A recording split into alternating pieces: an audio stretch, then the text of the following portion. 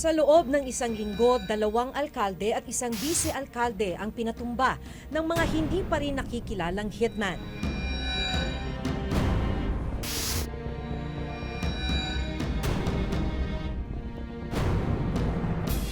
Iba't iba man ang motibo sa pagpatay. Ang malinaw ay may mga gun for hire gamit ang iba't ibang modus na sa kasalukuyan ay at large o hindi pa rin nahuhuli.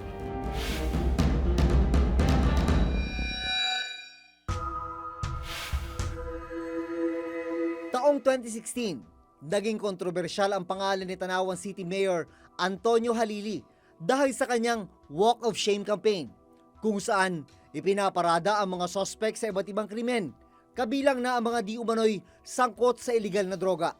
Kung drug pusher ka, ikaw yung dapat na taong i-avoid. Pag nakita mong ang apo mo o anak mo, yun ang kabarkada, di mapapangaralan mo para maiwasan. Ano? Matapos ang 2 taon, muli na namang naging laman ng balita si Mayor Halili. Sa mga kuha ng cellphone at CCTV video noong July 2, 2018, makikita si Tanawan City Mayor Antonio Halili sa flag ceremony na ginagawa tuwing Lunes sa City Hall. Maya-maya pa, habang inaawit ang lupang hinirang.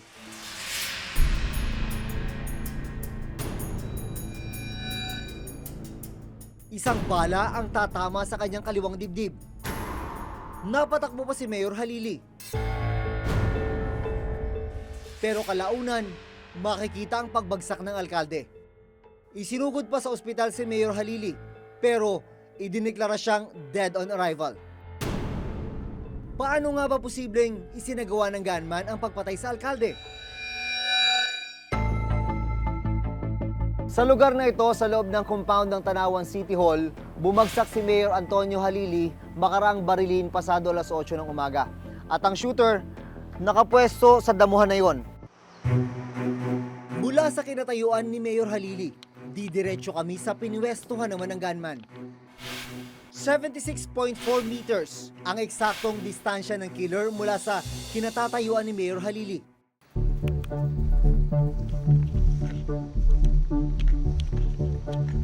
Nakadapa siya rito, sir, or nakatayo o paano lumalabas sa investigation?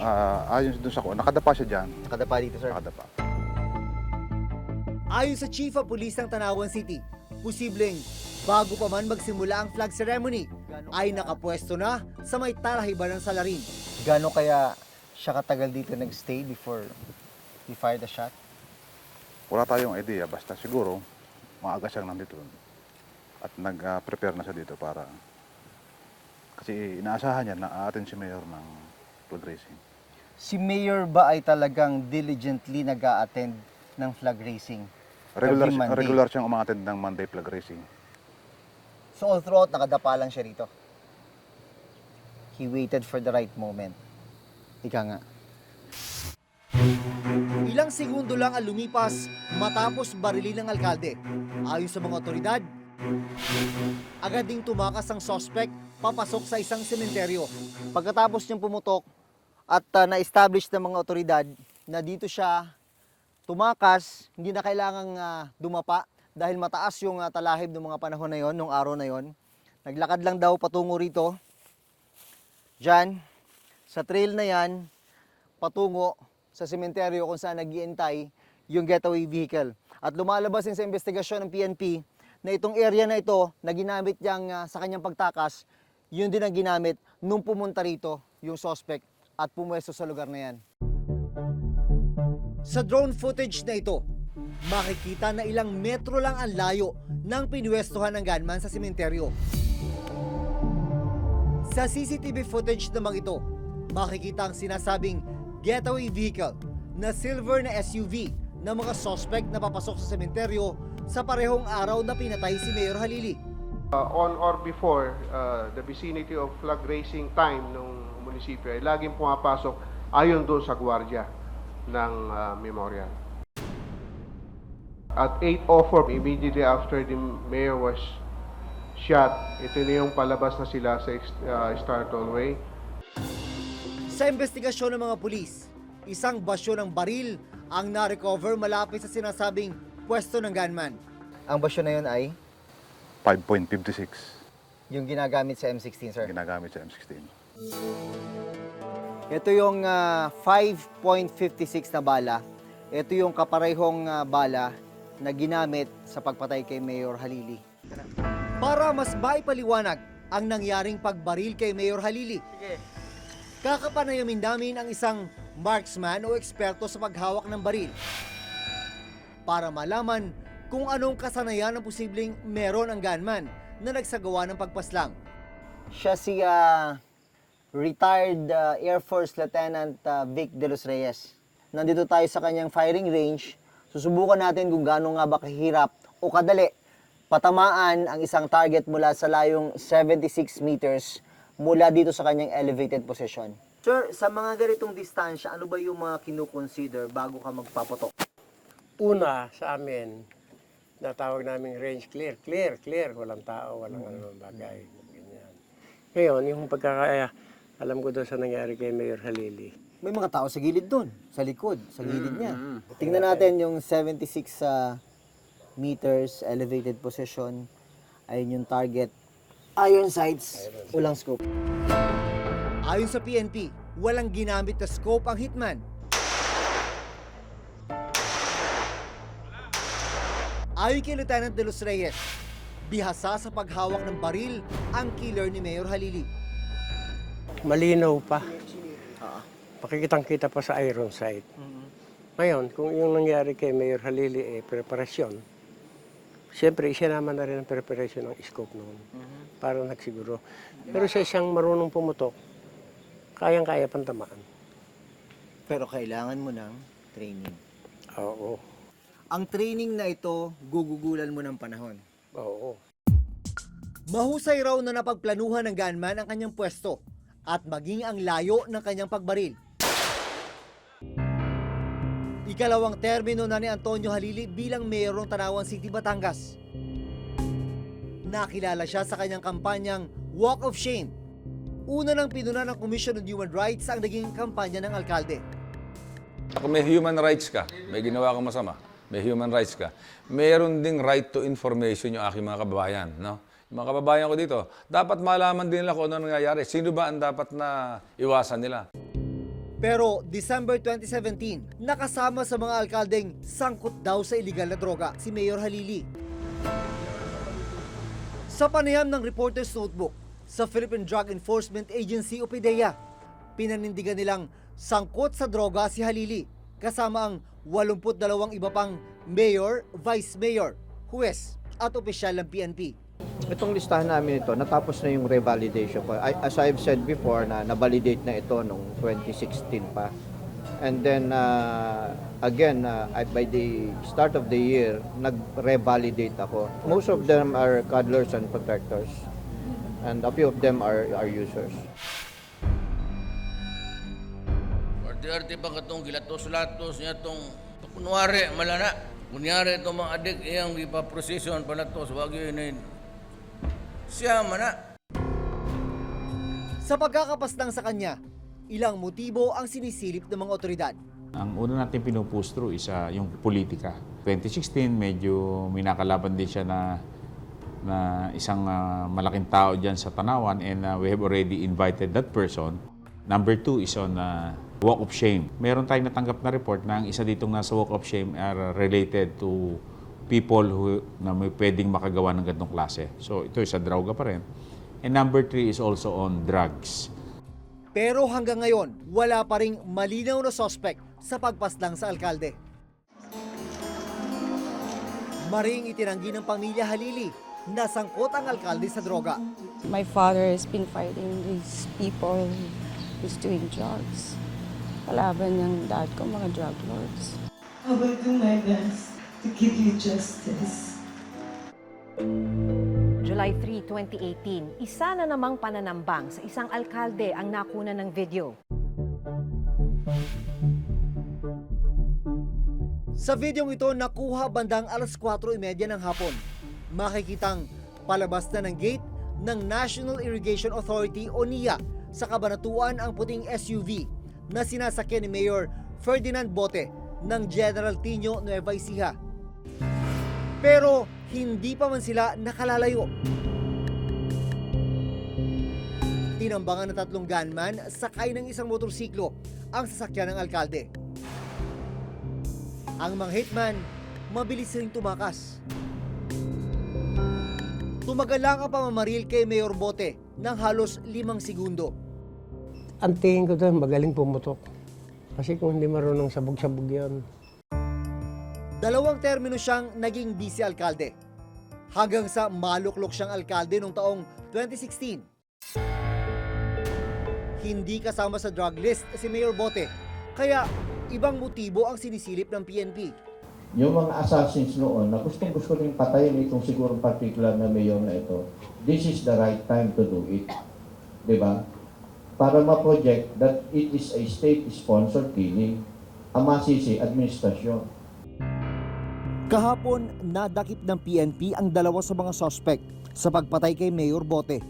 We know the details of how far have they gone, but we are not at the liberty to at this time to talk about it. It may compromise the investigation. Ilang sandali pa, sunod-sunod na putok ng baril ang narinig. Tinabihan lang tapos niratrat.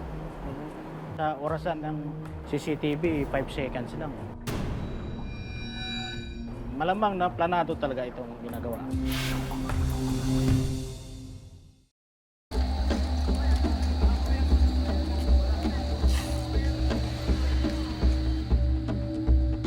Bago matapos ang linggo, July 7, 2018. Isa namang pamamaril ang nangyari sa 13 Martires City, Cavite.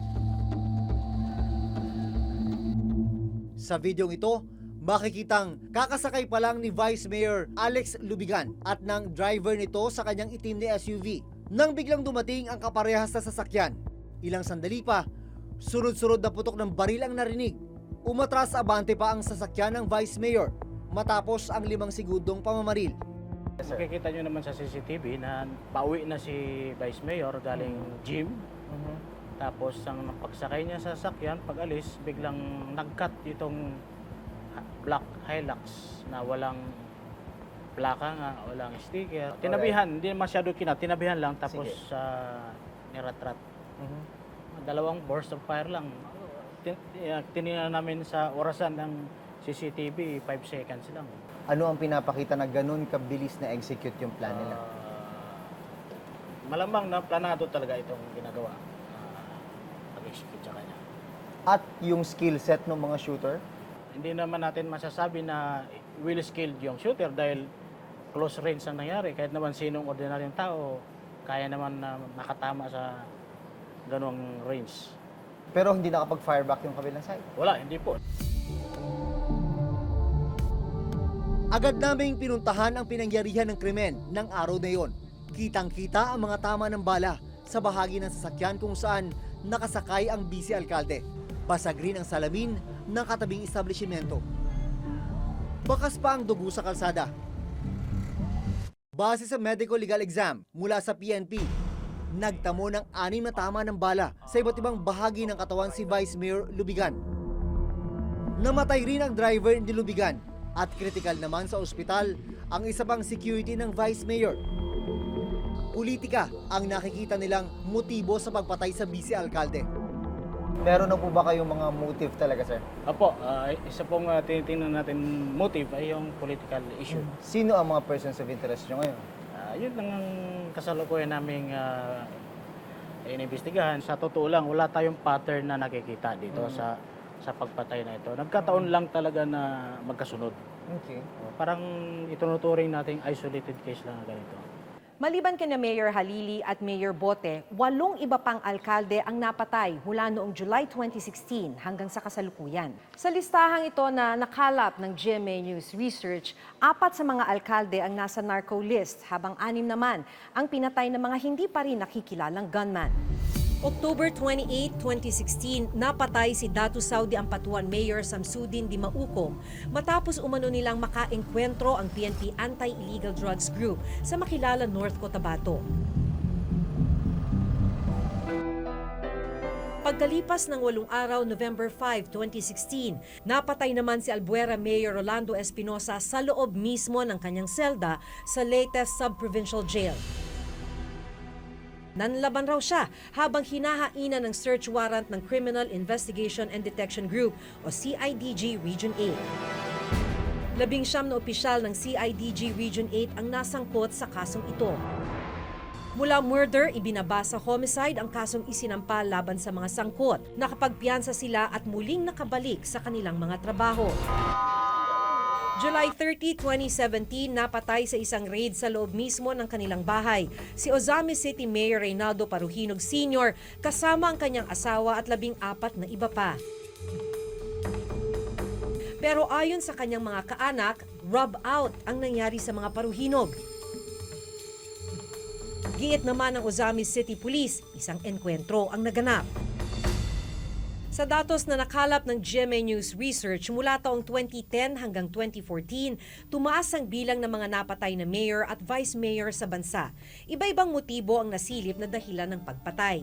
Sa datos mula sa PNP, walang pinaslang noong 2015. Pero noong 2016, 3 mayor at 2 vice mayor ang pinatay. Taong 2017, 4 na alkalde at 1 vice-alkalde ang napaslang. At ngayong unang 7 buwan ng 2018, 3 mayor at 3 vice mayor ang napatay. Kung titingnan ang datos na nakuha ng Reporter's Notebook mula sa PNP, tumaas ang bilang ng murder cases sa bansa mula 8,445 noong July 2015 hanggang May 2016. Umakyat ito sa 11,086 noong July 2016 hanggang May 2017. Sa datos ng PNP, mula July 1, 2016 hanggang June 11, 2018, nasa 23,000 ang homicide cases under investigation. Sa 23,896 na homicide cases under investigation, 11,122 ang non-drug related, 10,056 naman ang hindi pa alam ang motibo at 2,718 ang drug-related. We are on top of the investigation. Our different special investigation task group are making headways. They've conducted methodical activities to make sure that we'll be nailing the suspects hopefully pretty soon. So let's see. We know the details of how far have they gone, but we are not at the liberty to at this time to talk about it. It may compromise the investigation.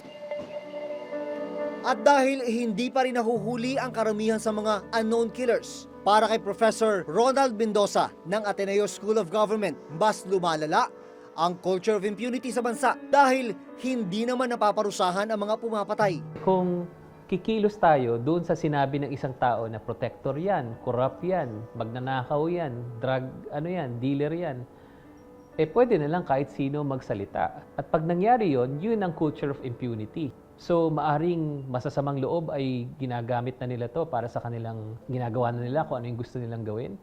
Maaring meron na ring mga nag-aaway, nag-aalitan ng mga politiko. Hindi natin malaman kung nasa ng ebidensya kung anong nangyayari. Kahapon, tinambangan ng motorcycle riding in tandem si Vice Mayor Al-Rashid Muhammad Ali ng sapap-sapap tawi-tawi. Dead on the spot ang vice-alkalde.